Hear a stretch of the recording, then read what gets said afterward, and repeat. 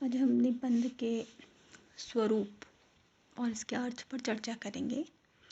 आधुनिकता का मूल स्वर बौद्धिकता और वैचारिकता है और इसी स्वर की अभिव्यक्ति में जो विधा है उसमें हम निबंध विधा को या कहें जैसे गद्य की श्रेष्ठ विधा के रूप में इसे रखते हैं। इस अंग्रेजी प्रभाव के कारण इसका उदय हमारे देश में पहले बांग्ला और मराठी में हुआ और बाद में हिंदी में। हिंदी साहित्य में निबंधों के विकास को अपनी परंपरा रही है। निबंध विधा का आरंभ भारतेंदु युग से माना जाता है और औद्योगिकरण के समानांतर गद्य का विकास निबंध विशेषकर निबंध का विकास होता रहा। निबंध के स्वरूप पर अगर हम बात करें तो ये बहुत प्राचीन है। निबंध शब्द हिंदी में निबंध अंग्रेजी के एस्से का पर्यायवाची है। निबंध संस्कृत से हिंदी में आया। निबंध निबंध का जो रूप है वो अर्थ बांधना, मतलब अच्छी तरह से किसी वस्तु या विचार को बांधना निबंध कहलाया। किसी विषय पर हमारे विचारों की जो श्रृंखला है उसको बांधना, संग्रह करना। निबंध से मिलते जुलते दो शब्द हिंदी में प्रचलित है, लेख और प्रबंध। लेख में हम ऐसी ये गद्य विधा के रूप में रखते हैं जिसमें किसी वस्तु विषय पर निर्वैयक्तिक ढंग से विचार व्यक्त किया जाता है। अनेक विषयों पर अनेक मतों का संग्रह को प्रबंध कहा गया।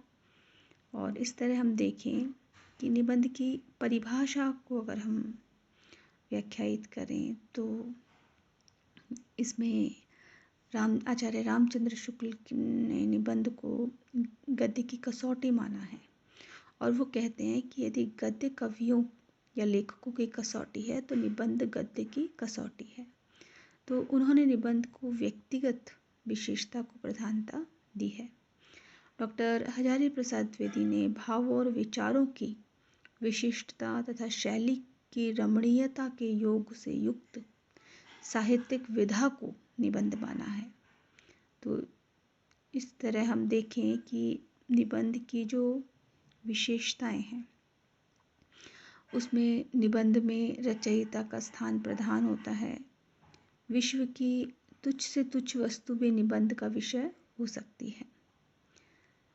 मतलब विषय जो भी हो उसे अधिक अभिव्यक्त करने की रीति मुख्य है। निबंध केवल वर्णन मात्र न होकर निबंधकार की प्रतिभा की झलक देता है। यह स्वतः पूर्ण रचना है। भारतेंदु युग में निबंधकार पाठक के बीच आत्मीयता और निबंध लेखन की विभिन्न शैलियों का उदय हुआ। उसी तरह आगे बढ़े तो द्विवेदी युग में निबंध की भाषा, विषय, भाव और शैली को लेकर परिपुष्टता हुई और इस युग में विचारात्मक निबंधों को विशेष सफलता मिली। शुक्ल युग के निबंधकारों ने अनेक शैक्षणिक निबंध लिखे। उन्होंने निबंध को अपनी ज्ञान गरिमा के प्रकाशन का और तत्व चिंतन की अभिव्यक्ति का साधन बनाया। इस युग की निबंध पद्धति वस्तुनिष्ठ और विचारात्मक रही। तो इस तरह निबंध की नई नई शैलियों का निर्माण हुआ। कलात्मक और ललित निबंध का विकास भी हुआ। और निबंध के प्रकारों को अगर हम देखें बाह्य और आंतरिक विविधता के आधार पर तो हम निबंध को 4 भागों में बांट सकते हैं, वर्णनात्मक, विवरणात्मक, विचारात्मक और भावात्मक। जहाँ वर्णनात्मक में हम देखें किसी व्यक्ति, वस्तु, स्थान, यात्रा का वर्णन होगा। प्रत्यक्ष वर्णन के साथ कल्पना का सहारा भी इसमें लिया जाता है। वहीं विवरणात्मक निबंध में हम देखें तो उसमें स्थिर रूप में न देखकर गतिशील रूप में देखते हैं कि किसी घटना का देखा हुआ स्वप्न या कोई कहानी, जीवन चरित्र, किसी ऐतिहासिक घटना का विवरण इन निबंधों में आता है। विचारात्मक निबंध में किसी विशेष विषय पर लिखे गए विचारपूर्ण निबंध को रखा जाता है जिसमें चिंतन, मनन, अध्ययन की प्रमुखता होती है। भावात्मक निबंध में विचारात्मकता की अपेक्षा भावात्मकता को अधिक महत्व दिया जाता है। इसमें हमारे मन में उठने वाले सुख, दुख, हर्ष, विषाद, क्रोध आदि भावनाओं का प्रवाह होता है। निबंध कल्पना के सहारे इन भावों को प्रत्यक्ष करते हैं। और निबंध के तत्वों पर अगर बात करें तो चारों प्रकार के निबंधों के लिए एक न एक तत्व प्रमुख होता है। निबंध के 5 तत्व होते हैं: बुद्धि तत्व, अनुभूति तत्व, कल्पना तत्व, अहम तत्व और शैली तत्व। बुद्धि तत्व में हम पक्ष विपक्ष का तर्कपूर्ण अध्ययन करते हैं। अनुभूति तत्व में जीवन के अनुभव और उसकी प्रतिक्रिया का विषय बनाते हैं। कल्पना तत्व में हम साहित्यिक विधा को सृजना के लिए अनुभूति, विचार और कल्पना को भी आवश्यक मानते हैं और वहाँ हम कल्पना का सहारा लेते हैं। अहम तत्व व्यक्तित्व की अभिव्यक्ति का जो पक्ष है उसमें अधिक रहता है, व्यक्तित्व को प्रमुखता मिलती है। शैली तत्व में हम जो अपनी अभिव्यक्ति में शैली है वो निबंध का प्राण है। तो इस तरह हम देखें कि ये तत्व रहे निबंध के।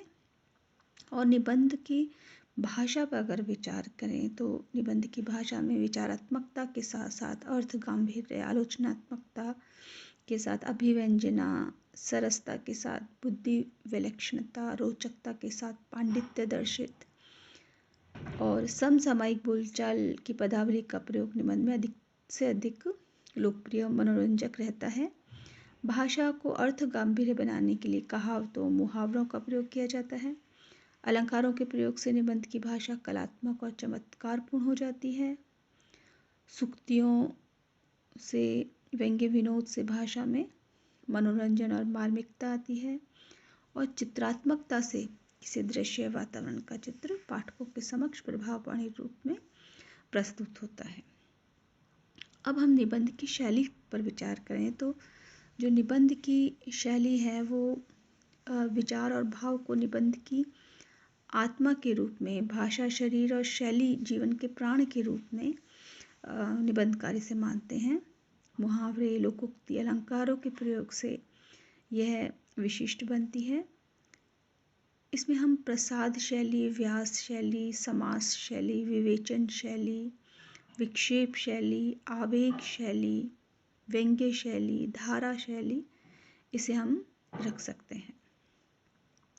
जहाँ प्रसाद शैली में सुबोध मधुरता रहती है, वहीं व्यास शैली में भाव विचार को भिन्न भिन्न प्रकार से कहने की अभिव्यक्ति होती है। समास शैली में कम से कम शब्दों में अधिक से अधिक विचार प्रस्तुति होती है। विवेचन में तर्क वितर्क, प्रमाण पुष्टि, व्याख्या विवेचन होता है। विक्षेप में सहसा भावों की गति में बाधा पड़ती है, तुरंत अन्य भाव उमड़ आता है। ये प्रलाप शैली भी होती है। और आवेग शैली में भाव और विचार की बाढ़ की तरह आती है, लहरों जैसी लगती है। और व्यंग्य शैली में चुटिलापन, व्यंग्यता होती है। धारा शैली में भावों की गति निश्चित वेग से आगे बढ़ती है। तो इस तरह से ये हमारी निबंध का शैली पक्ष रहा। अब हम बात करें कि निबंध के उद्भव और विकास की। तो निबंध की जो उद्भव भारतेंदु युग से हम मानते हैं, यह निबंध का जन्म काल माना जाता है। निबंध साहित्य के जनक भारतेंदु माने जाते हैं। स्वर्ग में विचार सभा, संगीत, साज, एक अद्भुत अपूर्व स्वप्न आदि इनके प्रसिद्ध निबंध है। अनेक निबंधों में हास्य व्यंग्य की मार्मिक स्वर हमें दिखाई देते हैं। पंडित बालकृष्ण भट्ट ने भारतेंदु की विचारधारा और भावात्मक निबंधों की शैली को आगे बढ़ाया। प्रताप नारायण मिश्र, बाल मुकुंद गुप्त, बद्री नारायण चौधरी प्रेमधन, राधा कृष्ण दास आदि इस युग के प्रसिद्ध निबंधकार रहे। भारतेंदु निबंधकारों ने पत्र पत्रिकाओं के माध्यम से निबंध साहित्य को समृद्ध बनाया। इस युग में प्रचलित समाज सुधार की भावना, राजनीतिक चेतना का स्पष्ट प्रभाव निबंधों में हमें दिखाई देता है। दूसरा काल हम देखते हैं द्विवेदी युग। 1920 का काल माना जाता है और द्विवेदी युग ने निबंध को एक सुव्यवस्थित रूप दिया। एक नैतिक निबंध लिखे जाने लगे इस काल में। इनमें पत्रकारिता को स्वच्छंदता के स्थान पर विवेचना और गांधीर्य की वृद्धि हुई। निबंधों में हार्दिकता की अपेक्षा बौद्धिकता को प्रधानता मिली। सरस्वती पत्रिका का संपादन करते हुए महावीर प्रसाद द्विवेदी ने धर्म, विज्ञान, साहित्य, समाज, राजनीति आदि विषयों पर निबंध लिखे। साहित्य की महत्ता, समालोचना का सत्कार, कवि कर्तव्य आदि इनके प्रसिद्ध निबंध रहे। माधव प्रसाद मिश्र, पूरण सिंह, चंद्रधर गुलेरी जी, बाबू श्याम सुंदर, पदम सिंह शर्मा आदि इस युग के प्रसिद्ध निबंधकार रहे। शुक्ल युग 1920 से 1940 का माना गया और इस युग में हम देखें कि निबंध साहित्य का उत्कर्ष युग इसे माना गया है। यहाँ इस युग में निबंध की पद्धति वस्तुनिष्ठ और विचारात्मक होने के साथ साथ विविध गद्य शैलियों से युक्त रही। भाषा परिष्कार एवं अर्थ गांभीर्य शुक्ल युग के निबंधों की विशेषता रही।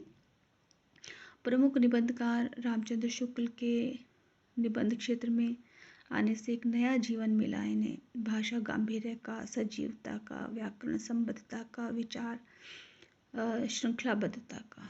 और इस युग के प्रमुख निबंधकारों में डॉक्टर गुलाब राय, माखनलाल चतुर्वेदी, धीरेन्द्र वर्मा, श्री वियोगी हरि, नंद दुलारे वाजपेयी प्रमुख रहे और विचारात्मक और आत्मपरक निबंध इसमें प्रमुख लिखे गए।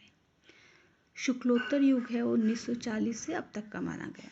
शुक्लोत्तर युग में नवीन संदर्भों के अनुसार गद्य भाषा का नवीन रूप प्रयुक्त होने लगा। रचनाकार और पाठक के बीच का अंतर कम हो गया। इसके फलस्वरूप दोनों में तादाद में पाने की शक्ति प्रबल होती गई।